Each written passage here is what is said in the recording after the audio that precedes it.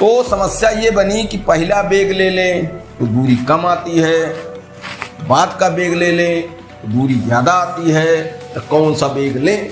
जो बेग हम निकालते थे गणना करके, अगर उस बेग से दूरी नापी जाती थी तो जो दूरी हम लोग निकालते थे गणना करके, दूरी दूसरी निकलती थी। उसका कारण गैलीलियो ने समझाया कि वस्तु जब एक समान वेग से चलेगी, ये बहुत पुराना सूत्र चाल बराबर दूरी बटा समय प्रयोग में आएगा, सभी रिजल्ट इससे सही निकलेंगे। लेकिन जब वस्तु का वेग बदलता रहता है अर्थात त्वरण रहता है, तो वस्तु के द्वारा चली गई दूरी इस सूत्र द्वारा नहीं निकल पाएगी। उसी के लिए उसने क्या किया, 3 समीकरण स्थापित किए और 2 राशियां नई निकाला उसने। एक तो देखो ये वेग है, दूरी है, समय है।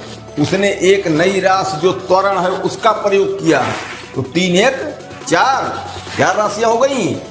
और वेग भी 2 तरह का, एक प्रारंभिक वेग और एक अंतिम वेग। दोनों वेग अलग अलग हैं, इसलिए वेग में भी 2 वेग हो गए। तो वेग के लिए 2 स्थितियां, दूरी के लिए 1, समय के लिए 1 और त्वरण ए के लिए भी 1।